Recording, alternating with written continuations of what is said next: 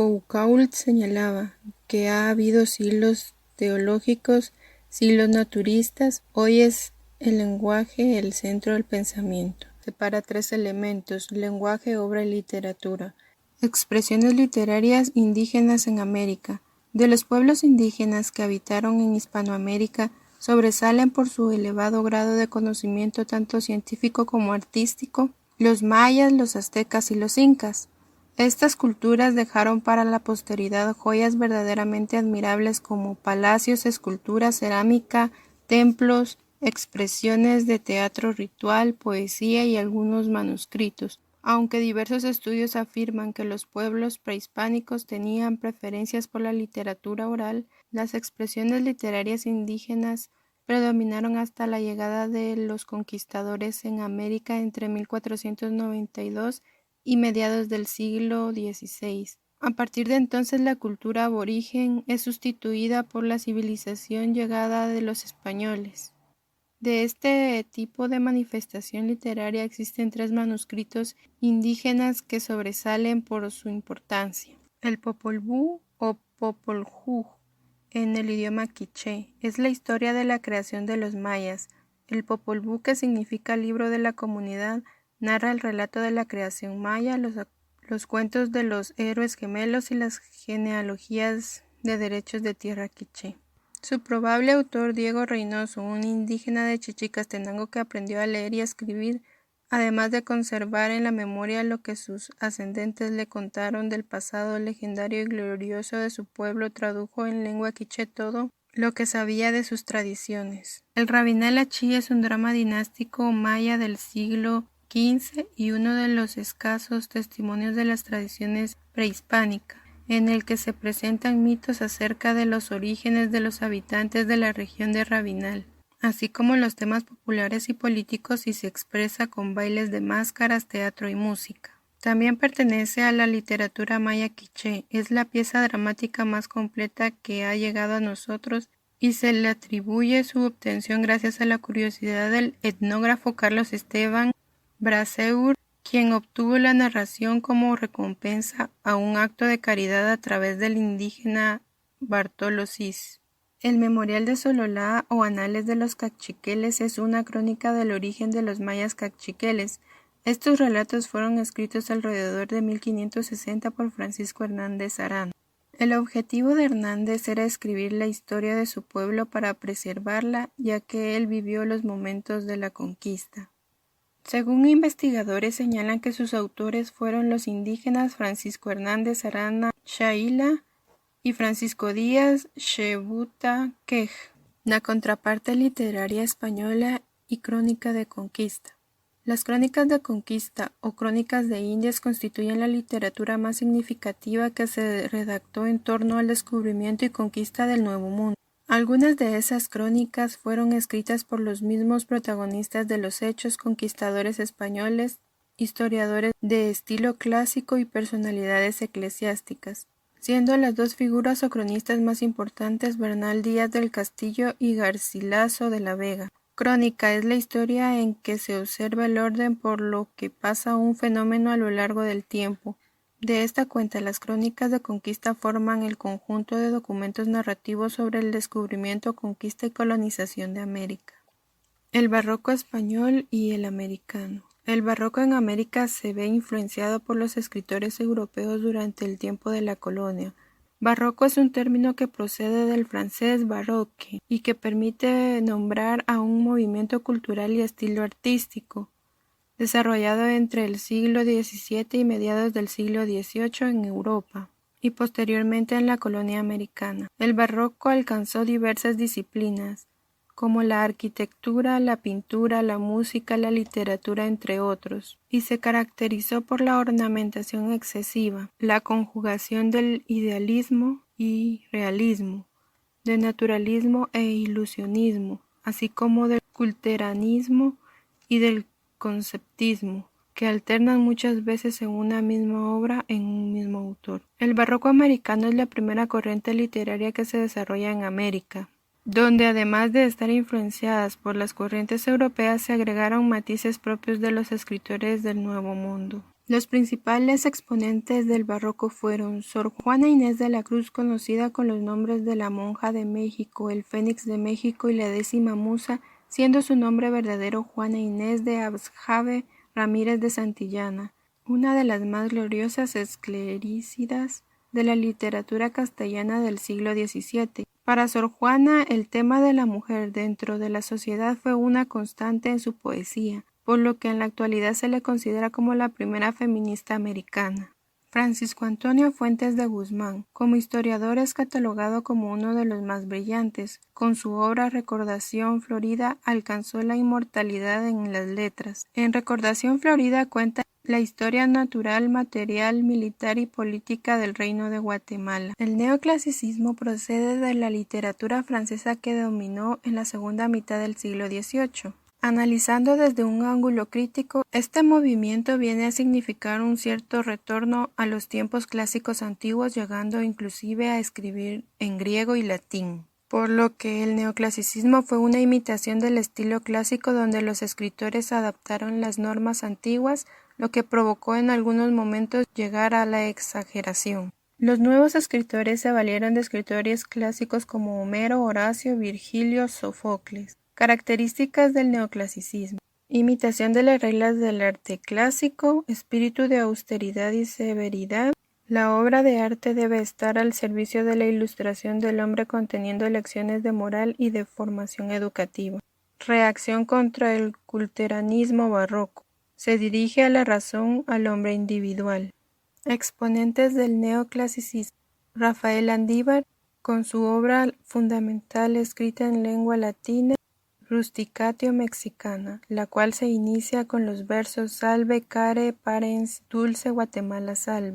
Andrés Bello. Este venezolano como poeta marca una transición entre el neoclasicismo y el romanticismo. Sus primeras composiciones poéticas son neoclasicistas y las traducciones que realizó en el ocaso de su vida lo ubican como una corriente romántica.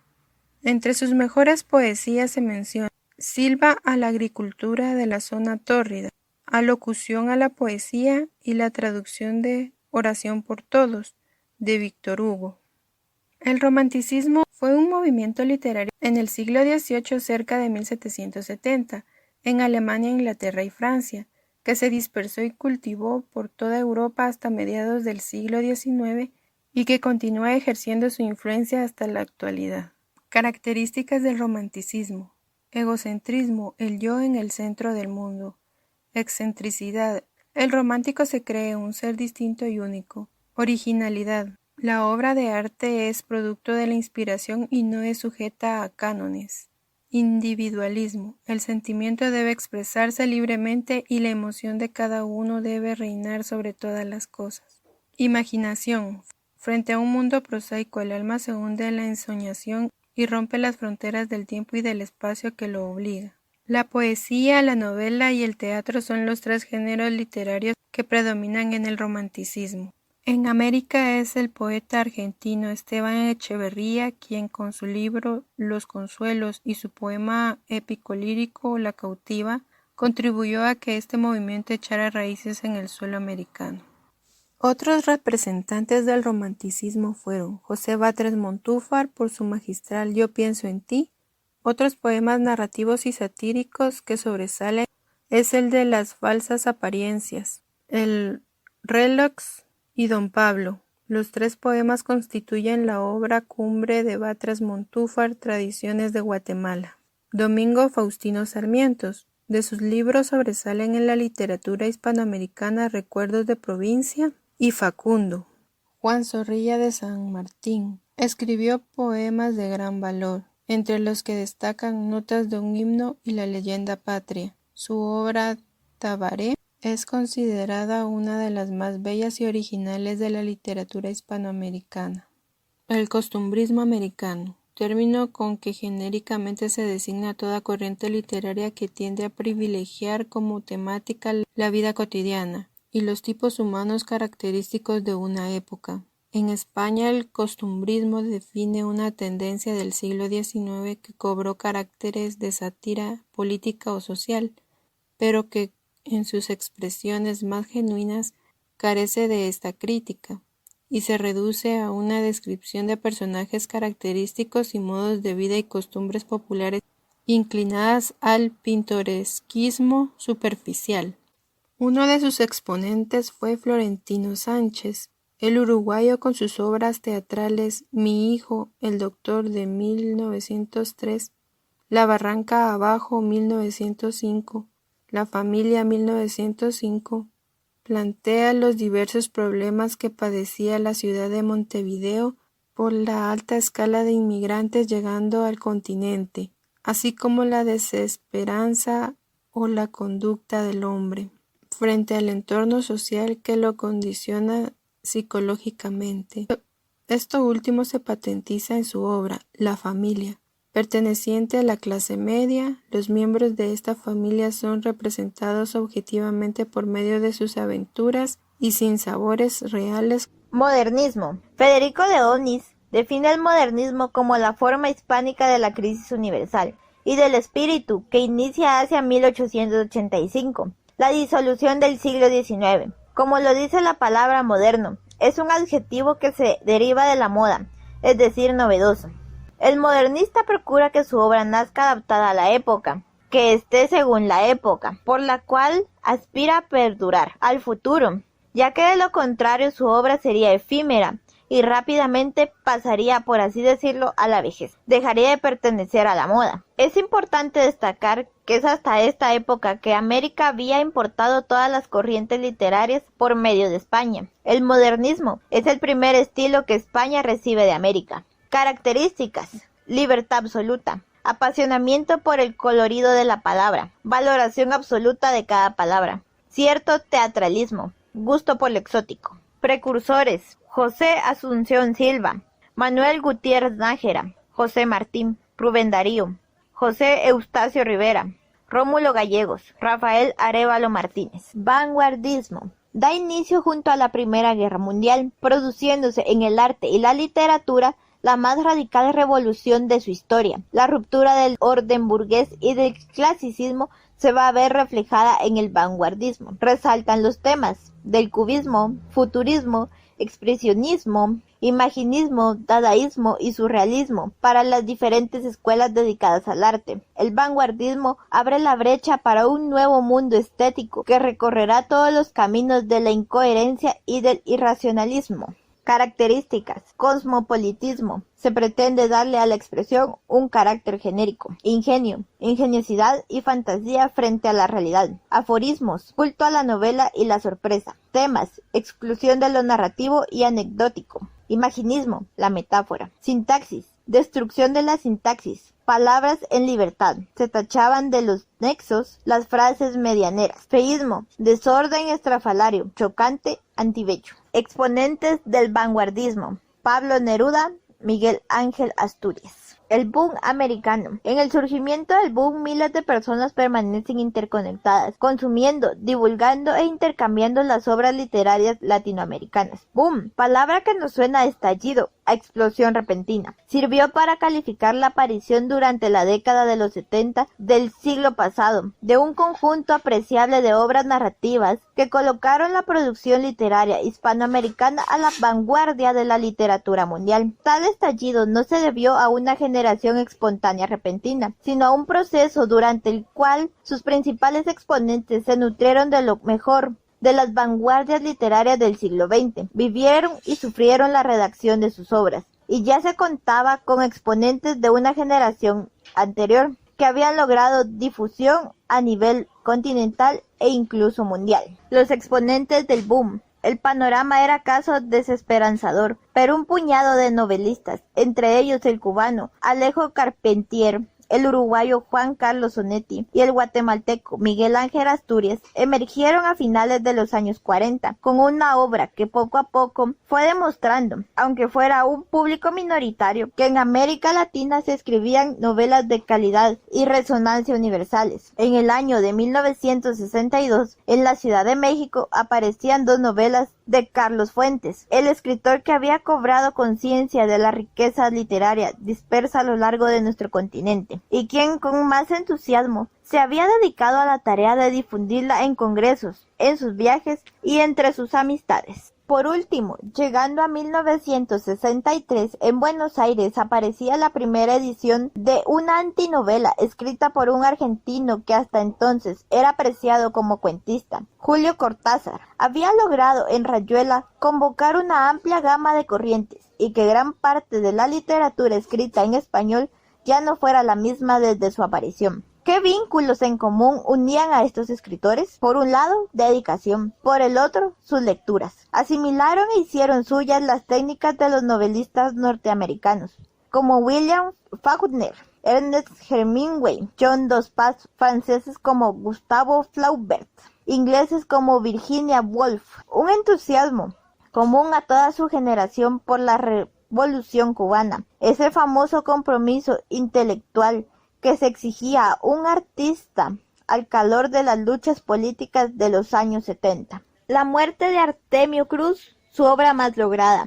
Entre sus amistades figuraban un periodista colombiano que sobrevivía gracias a sus trabajos ocasionales como guionista de cine. Contaba ya con 3 novelas y una notable colección de cuentos entre su producción, pero también solamente apreciada por una leve minoría. Y llevaba años trabajando y retrabajando la novela que se convertiría en la máxima exponente del boom. Habrán quizá adivinado a qué me refiero: a Gabriel García Márquez y 100 años de soledad. Nuevas tendencias. Todas las señales de la modernidad hacen su aparición. Los nuevos autores, aparte de libros, crecieron rodeados de discos long play, revistas Playboy y Hustler, restaurantes McDonald's, Nintendos, los dibujos animados de Warner Bros. Y los videos de MTV. Incluso se percibe el retorno a la aldea. Carlos Fuentes promovía la unidad hispanoamericana, difundiendo las novelas de los escritores, con los que trataba amistad en sus viajes. Hoy los autores escriben sus textos, echando mano de profusión con los regionalismos propios de cada país, sin preocuparse siquiera de colocar un vocabulario al final para facilitar la comprensión de sus textos. El libro manifiesto de la actual tendencia narrativa es una analogía de cuentos preparada por los novelistas chilenos Alberto Fuguet y Sergio Gómez, titulada significativamente Macondo, aparecido en 1996. Incluye entre sus autores a los argentinos Rodrigo Fresán y Juan Fort, y al conocido presentador de televisión peruano y también novelista Jane Bailey. La literatura escrita por mujeres ha logrado abrirse paso entre los prejuicios tradicionales y posicionarse en un amplio sector del mercado, aceptadas o no por la crítica. La obra de las chilenas Isabel Allende, Marcela Serrano y Diamela Elti, la nicaragüense Gioconda Belli, las mexicanas Ángeles Mastretta, Carmen Boullosa y Elena Poniatowska han obtenido resonancia fuera de sus fronteras. A ellas deberá sumarse en un próximo futuro la salvadoreña Jacinta Escudos, creadora de una literatura que derriba las barreras impuestas por el criterio sexista.